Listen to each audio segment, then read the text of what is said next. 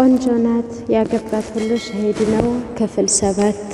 አሰላሙ አለይኩም ወራህመቱላሂ ወበረካቱ። ውድና የተከበራችሁ የኡም ዙበይር ቤተሰቦች እንደምን አላችሁ? ከኔ ጋር አልሐምዱሊላህ ረብል ዓለሚን። ውድ ወንድሞቼ ሼር፣ ሰብስክራይብ በማድረግ አበረታቱኝ። ጀዛኩሙላሁ ኸይራን። ኢንሻአላህ የአቲካ ቢንት ዘይድን የህይወት ታሪክ ክፍል 7 ይዤ መጥቻለሁ። ጀዛኩሙላሁ ኸይራን። በጥሞና ተከታተሉኝ። ሰይድና ዑመር በሁለቱም በኩል ስለት ባለው ሳንጃው 3 ጊዜ ክፉኛ ይወጓቸዋል። አቡ ሉዕሉዕ አልሙጀሲም እሳት ከሚያመልኩት ሰዎች አንዱ የነበረው የማይሞከር ነገር ሞክሮ ተሳካለት። ፈጽሞ ያልነበረበትን ወንጀል ፈጸመ። ሰይድና ዑመር እንደዚያ ክፉኛ ሲወጉ አንደኛው ከእንብርታቸው በታች የነበረውን አደገኛ ሆኖ አንጀታቸው ይታይ ነበር። ሰይድና ዑመር ረዲየላሁ አንሁ ዘወትር ከሰላታቸው በኋላ ሸሃዳን አላህ ሱብሓነሁ ወተዓላን ይጠይቁት ሲለምኑት የነበረውን አላህ እንዴት ተቀበላቸው ተሰማቸው። እስቲ በዚህ መስጂድ ውስጥ እንዳላችሁ ሆናችሁ ይህንን አሳዛኝ ነገር ሳሉት።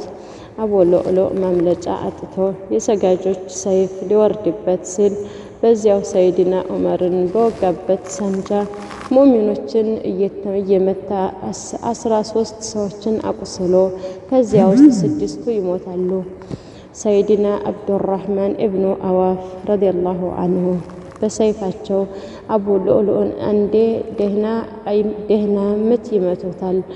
አንዴም ሲመቱት ሲያሳርፉበት በመሬት ላይ ይወድቃል። ሙስሊሞች ከሚገሉኝ በሚል ብሎ ራሱን ወቅቶ ነፍሱን ያጠፋል።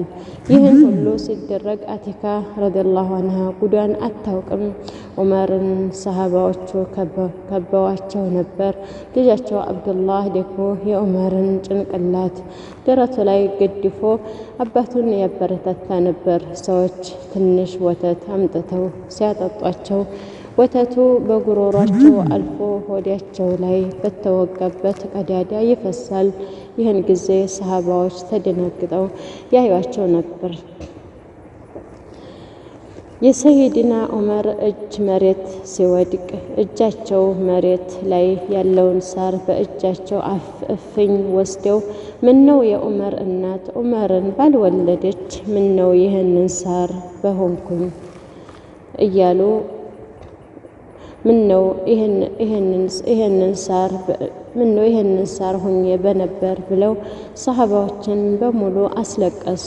ዑመር ረዲየላሁ አንሁ ይህንን ያለ እኛ ምን እንላለን በማለት እንጂ ለዑመር ኻቲማ ፈርተው አልነበረም ያለቀሱት።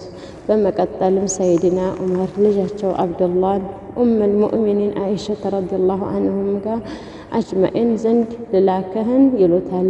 እርሷ ዘንድ ስትደርስ አሚረል ሙእሚኒን ላከኝ እንዳትላት፣ እኔ ከዚች ሰዓት ጀምሬ ለእናንተ አሚር አይደለሁም፣ እርሷም የአሚረል ትዕዛዝ ነው ብላ የምትጠይቃትን ፈርታ እሺ ልትለኝ ተችላለች በማለት ልጃቸው አብዱላህን ያዛሉ።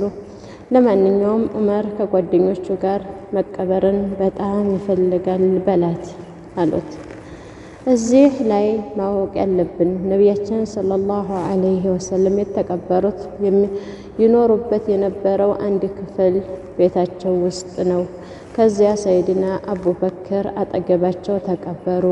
አሁን እዚያ ቤት ውስጥ የቀረው የአንድ ሰው መቀበሪያ ቦታ ብቻ ሲሆን ይህም ቦታ የተቀመጠው ለኡሙል ሙእሚኒን ሰይደት አይሻ ረዲየላሁ አንሃ ምክንያቱም እዚያ ቦታ ላይ የተቀበረው አንደኛው ባሏ ረሱል ሰለላሁ ዐለይሂ ወሰለም፣ ሁለተኛው አባቷ አቡበክር አስዲቅ ነው። ሶስተኛው የመጨረሻው ቦታ ያስቀመጠችው ለራሷ ነበር።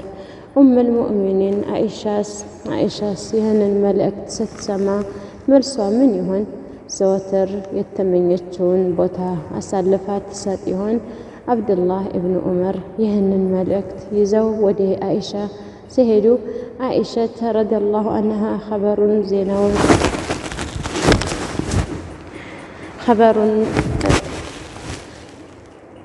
ኸበሩን ዜናው ደርሳበት በጣም አዝና አገኛት። አብዱላህ ኢብኑ ዑመርም አባቴ ዑመር ኢብኑል ኸጣብ ጓደኞቼ ጋር መቀበር እፈልጋለሁ ፈቃድ ስጭኝ ብሎሻል በማለት ይነግሯታል። አኢሻም ከሐዘኗና ከድንጋጤዋ የተነሳ ሳታመነታ ዑመር የፈለገውን ነገር እንዴት አይሆንም ይባላል? ማንስ ነው እሱ አይሆንም የሚለው? ሂድና ለአባትህ ፈቃደኛ ነኝ በለው ትላለች። በክፍል 8 እስከምንገናኝ ሰላም ቆዩ።